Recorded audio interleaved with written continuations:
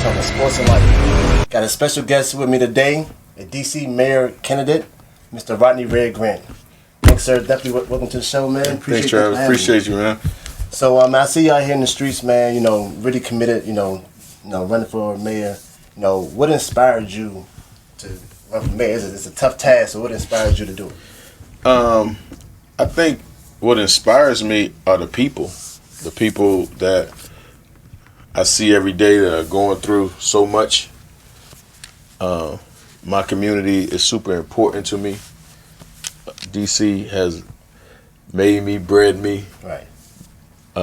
Built me, given me so much energy, and I feel like so many people go away and become successful, and they don't bring it back to the city that gave them so much.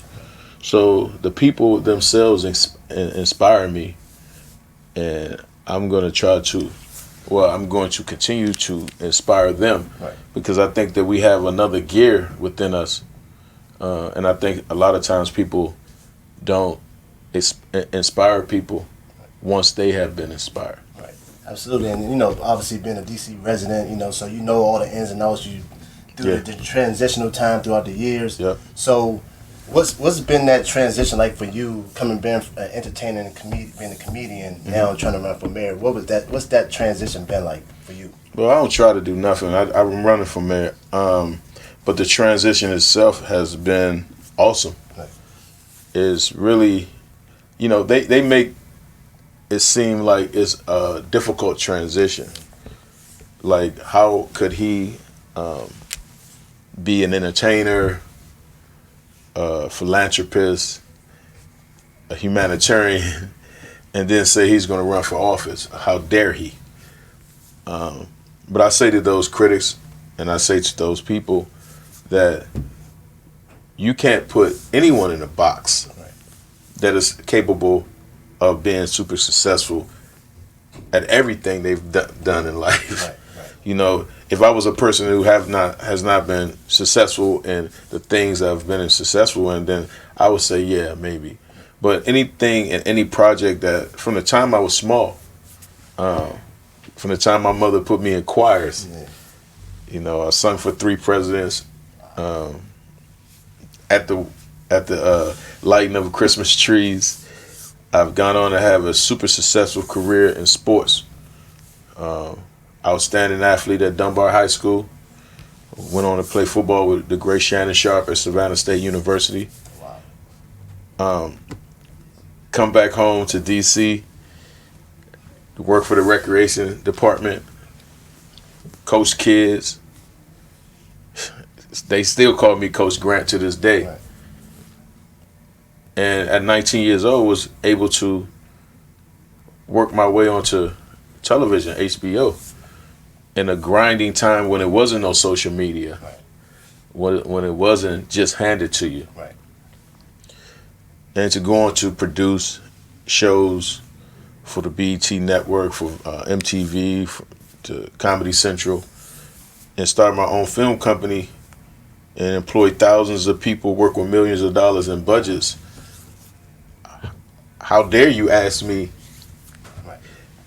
why will I run for mayor? Right. DC's a big corporation and needs to be run by a person who understands how to run a corporation. And sometimes we put legislators in positions that people who understand how to run business should be in. And instead of playing that legislative game, I'm not playing that type of game. Right. Absolutely. I mean, like you said, been there, done that. You've been involved. You've been a part of the grind. So it speaks for itself, and that passion comes from being a former basketball player and dealing with kids and youth and being there, done that. So it's easy for me, like you said, it's easy for me to do it because they're gonna ask you why. What makes you want to be a talk show host or to do interviews? Right. What makes you qualified? Facts. What makes you qualified is that you wake up every day, you grind, and you become better at the craft that you're trying to do, that you are doing. Right. So, how dare people ask individuals why they do what they do? Right. We'll never let anybody put us in a box, because that's what they try to do to our youth. That's what they've been doing to our teachers, you know, in our city. Right. So we won't be in a box anymore, Right. and I won't allow it to happen. Absolutely. And your mantra is purpose over popularity. What do you mean by that? What is that? Purpose over popularity. I think people try every day to be popular, right? I mean, we see it every day. Absolutely. We see people going on social media just to be popular, Right. with no purpose. Right. When God showed me my purpose, it stuck to me. I saw it and I took it super serious. You know, someone said, you know, well, Reg, you are you coming home to run for mayor to make money? I was like, no, I'm actually losing money running for mayor. Well, what you chasing clout? I said, I've been famous since I was 19. I don't need clout. Right. Never have chased clout. I never needed to chase clout. So, you know, purpose is everything to me. Absolutely. Just being able to know what it is, and a lot of people don't even know what purpose is or what their purpose is in life. But if you sit back and you listen and you know you get fed what your purpose is, and you put that energy into it, you'll see where, you know, God will take you. Absolutely. You know, so I always tell people my purpose over popularity is just basically me understanding that my purpose is way more important than me being popular, and stay on that purpose-driven pathway, and success will find you. Absolutely. I definitely agree with that in regards to a lot of people don't know their purpose. Correct. You know, mine, I didn't really understand mine until later on in life as older. You know, people think they're supposed to have it right away. It comes up in time. Mm-hmm. But then you'll know your purpose because you'll see what you love and what you'll do for free. Yeah. Well, they think so for example, you know, we play sports, right? Right. So in my head, I wanted to be an NFL football player. Mm-hmm. I thought that was my purpose on earth, right? Right. And then, you know, as you grow, you find out, nah, that's just a step toward what your purpose is. Right. You know, so I've made so many people happy, right? Right. And, you know, people always say, you know, well, you know, Red, you gonna get away from that career? I'm like, it's easy for me to get away because I'm still gonna make people happy. Right. Absolutely. I'm still gonna bring a certain energy to this job, this position, Right. that people want to smile. Absolutely. And I think our DC government has been broken down to a point where people don't even want to smile no more at work. And the morale is low. Right. And you need people to lead our city that understands how to build morale, Right. how to give back purpose, Right. and understand, make people understand, and not really make them, just show them that they are worth something in Absolutely. life. They're worth a lot to us, Absolutely. to our city. Right. So yeah, that's how I feel on the purpose over popularity. Right. And you talk about your campaign is based off love. That kind of translates to what you were pretty much just saying. So can you explain about that a little bit more? Well, it's love, care, and respect. Those three things that I think have been lost in our communities. You know, conversations and community is super important. You know, I grew up in Southeast Washington, and even though it was Southeast and people talk, you know, what they talk about Southeast, we had a great community. And that community is a sense of people trusting one another, Right. you know, loving one another, caring about one another, respecting one another. And once that is gone, you know, we have some of the situations that we're facing today. Right. With our youth running amok. Not all of them, but the ones that are, they need love. Right. They need to know that somebody care about them. Right. And they need to know that people respect them, right? Because they fighting for that. They searching for that. Absolutely. And our seniors, they need the same thing, that love, care, and respect. You know, when I go into our senior homes and talk to some of the most intelligent people in the world with the history that we sometimes forget about, Absolutely. You know, just that little love, that little care, that little respect, this goes a long way. Right. So it goes so far. So, you know, that we just got to bring it back to our city. Our city is off right now, and we got to find a way to bring it back. No, absolutely. And I know you kind of touched on it a little bit in regards to, you know, I follow you on social media, and I see you in the community, having you everywhere. You, so like you just said, you at the seniors' homes, you're in the streets, you're knocking on doors. What have you seen, and what has it meant to the people to see you out there in the front line? Oh man, that's a great question. Like, I've seen joy. I've seen prosperity. I've seen hurt, pain. I've seen a lot of like people just really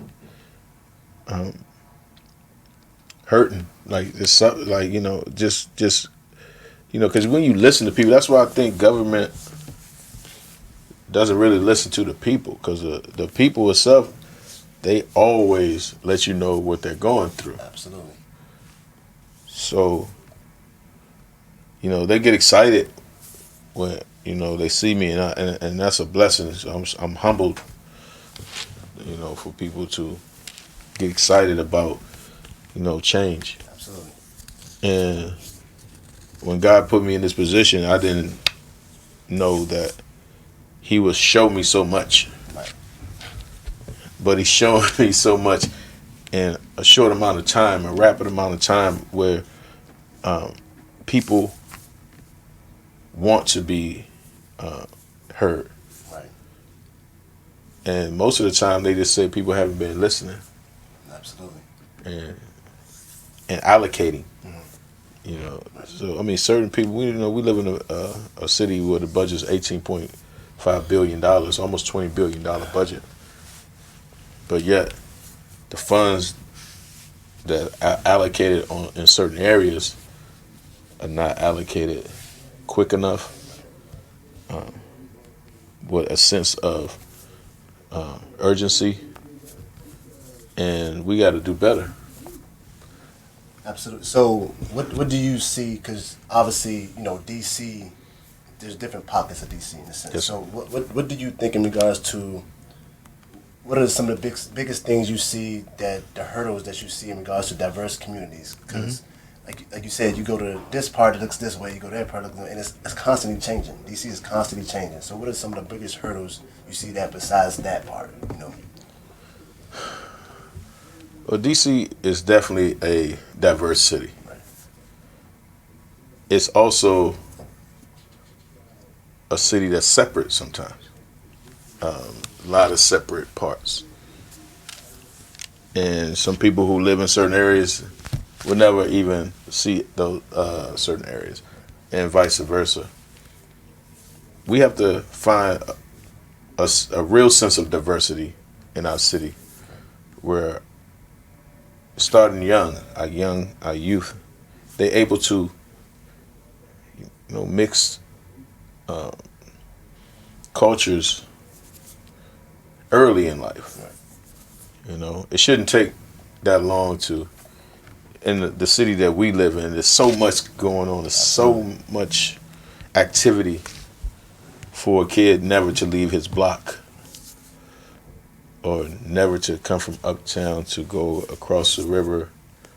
You know, I think we all need to see what our cultures are like, and really pull them together. Right. And that's why I'm running independent. That's why, you know, people say, well, why are you running independent, Red? Because I just feel like we have to be able to cross those party lines, those, you know, those separatisms in our city, Right. to be able to become one. Right. Absolutely, absolutely. So giving you also a humanitarian, your nonprofit. Can you speak a little bit about that? My nonprofit is it's a great program. Don't Shoot Guns, Shoot Cameras. We started the program 2 summers ago. This will be our 3rd summer. In Ward 8, we started it. I teamed up with the Hustlers Guild and Yasmin Selena, who is an incredible individual who I used to mentor, and she was my mentee, and she went on to work at the White House, and she started the Hustlers Guild, a nonprofit organization with her partners. And when I introduced the idea to her of what I wanted to do, she was all in, and we pulled off the first cohort. We had 10 children in it, and those kids went on to be successful and want to be filmmakers. So the program teaches them how to write the films, shoot the films, edit the films, act in the films, produce the films, direct the films, executive produce the films. You know, all the things that I learned, you know, BET gave me an opportunity to do that. And I wanted to just be able to share that with them. Last summer we did DC and Inglewood, California. And this summer we're going to bring it back to DC, but we're going to do something special called Beyond Your Block and Don't Shoot Guns, Shoot Cameras together, where we take the kids outside of DC to shoot the film. And just, you know, it's a program that I'm implementing right now with the Hustlers Guild. And I think it's just a great thing. And if you want to get your kids signed up, you can go to don'tshootguns.shootcameras.com, or you can go to dsgsc.org and sign your kid up to be one of the students in the program. And I guarantee you won't be dissatisfied.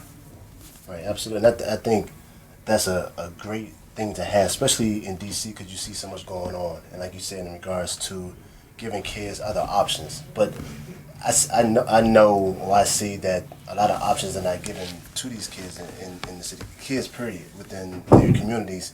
So providing opportunities like this, I think is huge, and especially coming from somebody that's been there, done that. We need program after program after program after program that they like. You know, kids will show you what they like. Right.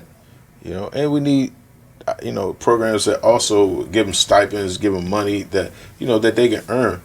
Because once you lose their attention to really want to work for it, it's over. Right.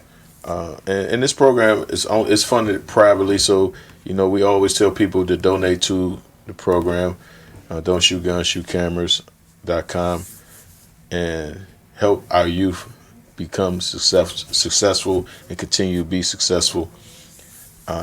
And we don't get any funding from the city. It's been on Good Morning America, CNN, CBS Evening News, CBS Germany, and we still haven't got a phone call to get funding for the city. So whatever that is, okay, but it's like over 60 violent prevention programs and violent interrupting programs in the city, and only probably about 5 or 6 get funded, and we have to do better as a city. Absolutely. You know, like I said, growing up playing basketball, being in the community, being involved. You know, my grandparents lived in D.C., so I seen my dad had a church right there on 14th Street, so I seen that transition from where it was into where it's at right now. Mm-hmm. And I just think, and you have a lot of diehard D.C. natives and people that still live there or transition out, and they feel they have that love for the city. You know, so, but like I said, for somebody that's been there, done that, doing these things in the community, giving back, helping, trying to get involved with these kids, because, you know, you see a lot of kids putting themselves in harm's way, whether they getting incarcerated or, you know, committing crimes that's putting them away for a while, you know, and or losing their lives. You know. Well, I mean, you know, I say like this: the youth should be our number one, you know, priority. Public safety should be our number one priority. There's so many priorities that we have to prioritize right now to make sure that we get our city back to where it needs to be. And we have to do it like immediately. We have to open our recreation centers back up. We have to have things, trade programs put back in our schools immediately. And we're going to fight super hard to make sure that happens. Right. And it's an easy process. It's just about really doing it now. Right. and saying, okay, if we have this big budget like we have, then let's allocate. Let's allocate. Right. Absolutely, and like you said, it's sad because we seeing what's happening, but like you said, nobody's doing nothing about it. But you out here trying to do those things. You're trying to be involved. You're out here doing it, not trying. You're doing it. Yep. Which I think is a huge part, and it's genuine. Yep. It's genuine. People really care about that. They see it's not fake. No. You know, they know who's out we here. talked about that. Right. You know, they know immediately when you fake. Right. You know, one thing the DC will teach you is we recognize fake from the real immediately. And once we feel like, once we feel like you're fake, it's over for you. And somebody asked me earlier, they was like, Red, are you, it blows me when people ask me questions, Red, are you running to win, or are you running just to see if you can win in 4 more years after this? And I don't know how your spirit feel when people ask you that, Right. but I don't play no game that I'm not trying to win. Absolutely. I don't get into anything that I'm not trying to win. I'm going to win. I tell people all the time, I'm going to win this race. I'm not here to be a second person. You know, second is cool for some people, but it ain't cool for us. And when we got so many people that's riding with us, I'm doing it for them so they can be first. They say we had 0 chance before, and I say to them, they say that about a lot of people in our city that have 0 chance of being successful. Right. And that's one problem that we have. We don't big each other up. We don't pick each other up. We'll tear each other down quicker than we'll big each other up. That's the crabs in the barrel mentality. Mm-hmm. You know what I mean? Like I'm not a crab in the barrel, and I'm on the floor of the sea. Right. So I've never been in the barrel. Right. And I tell people, don't get in the barrel. Yeah. Because once you're in the barrel, it's just an instinct for you to pull down. So stay out the barrel, stay on the floor of the ocean, Right. and keep moving. Absolutely. Be a real crab. Keep moving. And once you do that, then you'll understand that it's really not a barrel. It's all an illusion. Right. And then, like you said, we have so many people, and sometimes I had to look up, man. There's people that's been successful that's from this area. Oh, so many. So many of my friends. And I'm looking at them like, I didn't even know that. And we have the most successful people. Like, how they had that, I don't know if it was on Showtime or whatever, the basketball, PG County basketball players. In the water. Yeah. In the water. So, I mean, our water is so strong. We got so many people who come from this area that they ready to come home and be active. Right. So that's what we're gonna do. Absolutely. And I don't know how much you like to talk about it a little bit, but in regards to your career, your acting career, being a comedian, like what's been the most happy or proudest moment for you? Because like you said, you've been 19, correct? Like you started, so that grind, and I can only imagine it's not easy. I mean, I think it's all been great. Right. When I look back at it, and I'm still like, I do these tour dates with Cat right now on the World War III tour, and it's super joyful still to make tens of thousands of people laugh at one time, and acting is something that it lives within you. We was talking about earlier, like good acting and bad acting. I've been in probably 15 movies, 16 movies. I've had 7 specials. I've been on TV. I can't even say how many times. It's been a lot. And I just think that it is the root of who I am, and I'm not going to ever say, people be wanting me to get away from speaking about my career, but my career has been successful. It put me to this point where I'm sitting in front of you right now talking about running for mayor of Washington, D.C. So these things that help me achieve the goals that I'm, have achieved and that I'm at right now, that I never will look back at and say, I wish I could hide them. No, they're in the forefront of my life, in the forefront of my perspective, and I only tell jokes 10% of my life. The other 90% is me being a corporate businessman, philanthropist, humanitarian, and I'm proud of that. Absolutely. Yeah. Like you said, a lot of people probably wouldn't know that until you that come to when they see you, they think about the comedian, the actor. But once they get to know you and they allow you to give them a chance to get to know the real you, who you really are. Like you said, you're gonna tell jokes 20% of the time. Everything else is business, humanitarian, giving back. You know what I mean? So like you said, it's And if you meet me, I never tell jokes off stage. I might make you smile or something, but I never tell jokes off stage. I write about the most humanist aspects of our lives that hurt most people, that people go through real pain. So I just able to speak on it. Man, like I said, I definitely appreciate you taking your time out your busy schedule, your I busy appreciate it. campaigning. You know, definitely good luck for the mayor race. Wish you the best of luck. Future DC Mayor, Mr. Rodney Red Grant. Y'all go to grantformairdc.com, become a volunteer, and donate to the campaign. We appreciate you. Stay tuned. Got another great guest coming up next, an emotional intelligence and somatic body coach. Stay tuned.